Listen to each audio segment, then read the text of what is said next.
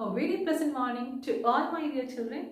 Welcome back to English Online class of Sri Gokulam Public School, Guruvayur. I hope you all are fine. Yes? Okay children, let's begin our today's session. Today let's go through the sixth poem from our honeysuckle text, and it is The Wonderful Words. The Wonderful Words composed by Mary O'Neill. Mary O'Neill is an Irish poet. She's from Ireland. She's not only a poet but also a dramatist. Now, what she wants to convey through this poem, let's see that. She tells us the importance of language, and also she tells us the importance of sharpening our language skills to give a shape to our ideas or to our feelings or thoughts. So she says that language is important, and at the same time we have to develop our language skills. Only then we can give a proper expression to our thoughts.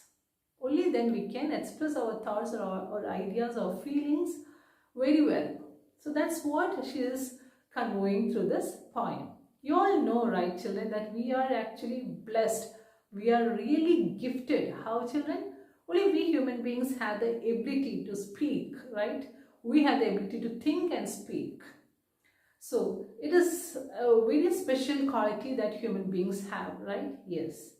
So what is the channel through which we communicate with each other? How do we communicate with each other? By using a language, right? We have a language. That means we use words, right, to communicate with each other. So we all know at least one language. We all know our mother tongue. We know English. Some of us know Tamil, or some of us know Hindi. So there are many languages that we may know, but at least we have command of our own language, right, of our mother tongue. Command means we have good knowledge about our mother tongue. We can use our mother tongue effectively than any other languages, right? Yes. We can express our feelings or ideas through our mother tongue. Yeah, so what she says that at least we should have command over one language, okay? We should have good knowledge about one language. Only then we can express our ideas or our feelings or thoughts effectively, okay? Only then others will be able to get a clear idea of what we are expressing. So now let's recite the poem once, and then we'll go for line by line explanation. The Wonderful Words. Imagine a world without language. All humans speak at least one language. The words we speak bring out our thoughts. So now let's recite the poem. Never let a thought shrivel and die for want of a way to say it. For English is a wonderful game, and all of you can play it. All that you do is match the words to the brightest thoughts in your head, so that they come out clear and true, and handsomely groomed and fit. For many of the loveliest things have never yet been said. Words are the food and dress of thought. They give it its body and swing, and everyone's longing today to hear some fresh and beautiful thing. But only words can free a thought from its prison behind our eyes. Maybe your mind is holding now a marvelous new surprise. By Mary O'Neill. Now let's try to find out the meaning of the poem, The Wonderful Words. Okay, let's try to find out the meaning of the first stanza composed by Mary O'Neill.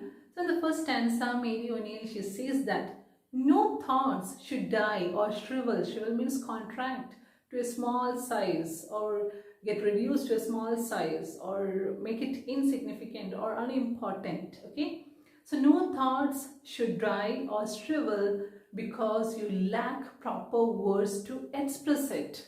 So in the second line you can see the word want, right?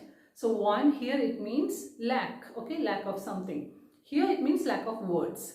So lack. Want also has another meaning, that means need, right? For example, if I say I want a pen, means I need a pen. So here it means lack. So no thought should die, or no thought should go useless or waste because you don't have proper words to express your thoughts, or if you don't have proper words to express your feelings or ideas. So no thought should die like that, okay? Then she says that English is a wonderful game. all of us can play it. English is a wonderful game, means English is a wonderful language. It's a wonderful language and it's a rich language. It's full of treasures. Anyone can use it. So all of us can play it, means any one of us can use it. You might be knowing Shashi Tharoor, right? He's from Kerala. He's a Keralite. Still, he's able to use English language effectively. I would say more than the English. The English means the people from England. So he speaks such good English, right? Not good, we should say excellent English. So we all can use language. We all know at least one language, right? So if we have good command over that language, if we have good knowledge about that language, we can use that language effectively. We can use proper words to give expression to our thoughts, ideas or feelings. Then our pointer, she says that we should match our thoughts with the right words. That matching of words and thoughts, that's why she says that English is a wonderful game. She referred it to as a game because we are matching our thoughts with the proper words. We are trying to match our thoughts with proper words. We all have bright ideas, right? We all have brilliant ideas. So just don't keep your ideas in your mind. You have to give expression to your thoughts, to your ideas. How do we give expression? We have to use proper words. We have proper words. If we are enriched with vocabulary, if we have that strong word power, we can express it effectively. We can bring life to all our thoughts. Okay? So that's what Mary O'Neill also needs. She tells us to enrich or to develop our language skills so that we can use it effectively. Where it will come out, our language or our thoughts will come out more clear. Okay? It would be more clear for others. So I hope you understood till this much. In the last 3 lines of the first stanza, the poetess Mary O'Neill, she says that if we properly groom or train ourselves, or if we keep practicing for enriching our vocabulary or for strengthening our word power, what will happen? We can give expression to the most beautiful thoughts, because the loveliest thoughts or the most beautiful thoughts are still there in our mind. It didn't get means any shape, it's not expressed, it's still there. Okay, so in order to give it an expression, what we had to do, we had to enrich our vocabulary so we can match our thoughts with the right words and give it a proper expression. In the second stanza, Mary O'Neill says that the words are the food and the dress of thought. Our thought has a shape. Okay, it has a shape. Only words can give it a shape. So words are the food and the dress for thought. So only if we nurture, or only if we take care, proper care, or if we protect to develop those language skills, only then our thoughts can be expressed clearly or precisely. Okay, so words are the food and dress of thought. And she also says that today, in today's generation or in today's world, everyone is longing, or everyone wish to hear new things, right? We don't want to hear the same things every day. Do we like to hear the same things? No, right? Yes, it becomes cliche, right? When we say the same things every day, it becomes a cliche. So we don't want to hear the same words or same things or same thoughts every day. We don't want to go through that same thoughts. We need fresh ideas, we need new ideas every day, right? So we have that ideas within us, we have that new ideas or beautiful thoughts within us. But the only thing is that we lack words. We don't have proper words to express those ideas, to express that beautiful thoughts. That's why we are not able to give a proper shape or expression to our thoughts. So for that, what you had to do? You had to groom, right? You had to keep practicing to enrich your vocabulary. So let's sum up the second stanza. In the second stanza, she says that words are the food or dress for thoughts, right? Yes. Words are the structure, or it lays the foundation for our thoughts or our ideas and all, right? Yes.